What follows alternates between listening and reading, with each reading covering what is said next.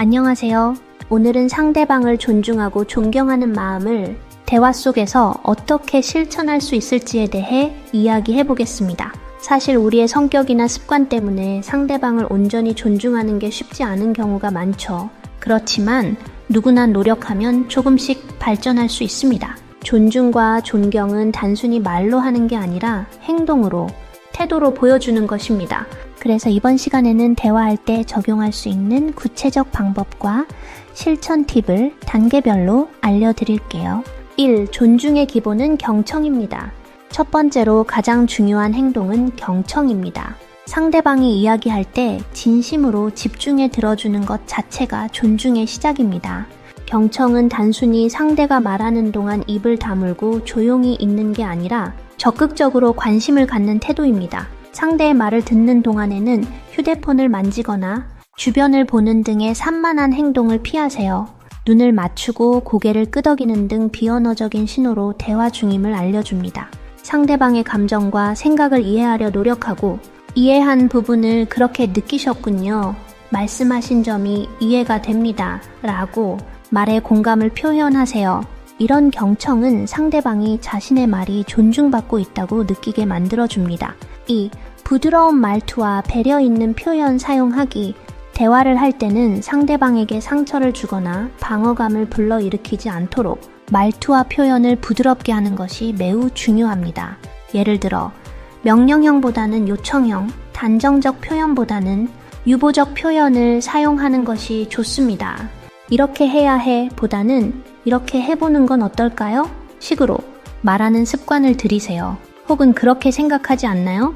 괜찮으시면 이렇게 해보실래요? 처럼 상대의 의견을 묻는 태도를 가지면 더 존중받는 느낌을 줍니다. 말이 부드러워지면 상대방도 마음의 문을 열고 대화에 더 적극적으로 참여하게 됩니다. 3. 감정과 상황을 분리하여 객관적으로 바라보기. 대화 중 감정이 격해지면 존중이 어려워질 수 있습니다. 이럴 때는 본인의 감정과 상대방의 말이나 행동을 분리해서 생각해 보세요. 상대의 의도가 항상 나쁘지 않을 수도 있고 상황에 따라 오해나 착오가 있을 수 있다는 점을 기억하는 것이 필요합니다.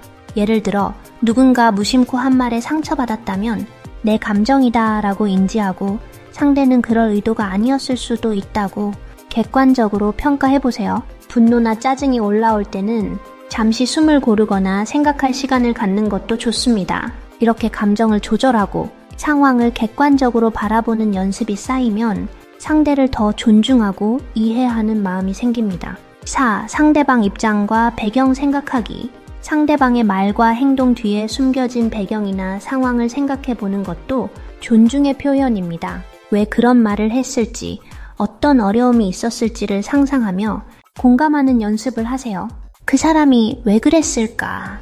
지금 어떤 마음일까를 계속 자문하며 상대의 입장에서 생각해 보세요.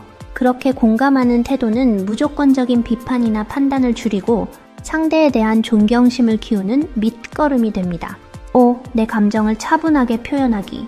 존중의 대화는 내 감정도 숨기거나 억누르는 것이 아니라 차분하고 솔직하게 표현하는 것이 중요합니다. 다만 감정 표현할 때는 상대방을 공격하거나 비난하지 않도록 주의해야 합니다. 당신 때문에, 대신 저는 이런 상황에서 이런 감정을 느꼈어요. 처럼 나 전달법을 활용하세요. 상대를 이해하려는 마음을 기반으로 하여 감정을 표현하면 오히려 신뢰와 존중이 깊어집니다. 6. 사소한 예의와 몸짓을 중요하게 생각하기. 언어 외에도 대화 시 사소한 행동들이 상대방에게 존중받는 느낌을 주기도 합니다. 눈 맞춤, 미소, 고개 끄덕임, 감사 인사, 죄송합니다 같은 간단한 인사도 큰 효과가 있습니다. 작은 몸짓과 친절은 상대와의 관계를 부드럽게 만들고 존경하는 마음을 비언어적으로 전달합니다. 7. 대화 중 상대방을 해결 주체로 바라보기. 특히 문제나 갈등 상황에서 대화를 할 때 상대를 문제의 원인이 아닌 해결 주체로 인식하며 대화하는 태도가 필요합니다. 이 문제를 함께 해결해 나가자는 마음가짐으로 질문하고 의견을 구하세요. 상대방이 스스로 해결책을 찾도록 돕는 대화법은 존경심을 자극하고 긍정적인 협력 관계를 형성합니다. 8. 용서와 관용의 마음 갖기. 사람은 누구나 실수할 수 있기에 완벽한 존중과 존경만을 요구하기보다는 때로는 상대의 부족함도 받아들이는 넉넉한 마음이 필요합니다. 실수나 오해가 있을 때는 일단 용서하며 관계를 회복하는 데 집중하세요. 그런 관용이 존경의 밑바탕이 되며 나아가 자기 자신도 더 평화로워집니다. 9. 꾸준한 연습과 자기 반성. 마지막으로 중요한 점은 이 모든 태도와 행동을 꾸준히 연습하고 자신의 대화 습관을 돌아보며 개선하는 자세입니다. 매일 대화 후에 오늘은 어떤 점에서 상대를 존중했는지, 어떤 점은 부족했는지 기록하거나 생각해 보세요. 필요하다면 신뢰하는 친구나 가족에게 피드백을 구하거나 상담 코칭을 받아 성격과 대화 스타일을 개선하는 것도 좋은 방법입니다. 실제 적용 예시.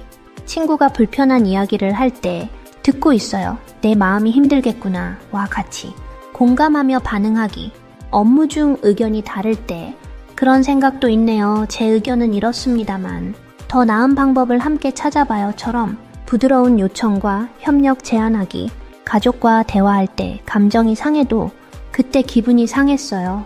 하지만 당신의 의도를 이해하려고 노력 중이에요 라고 솔직하고 차분하게 말하기.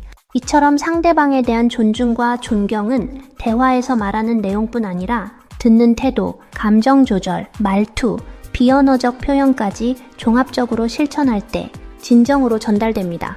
처음에는 어렵고 어색할 수 있지만 의식적으로 매일 조금씩 노력하면 분명히 성격과 인간관계 모두 긍정적으로 변화합니다. 존중과 존경 대화 요령 명언 9가지 선정. 1. 진정한 경청은 존중의 가장 큰 표현이다. 2. 부드러운 말투는 마음의 문을 여는 열쇠다. 3. 감정을 다스리면 이해가 깊어진다. 4. 상대의 입장에서 보면 마음의 벽이 허물어진다. 5. 차분한 자신의 표현이 존중의 또 다른 언어다. 6. 작은 예의와 몸짓이 큰 존경을 만든다. 7. 함께 해결하는 마음이 존중의 본질이다.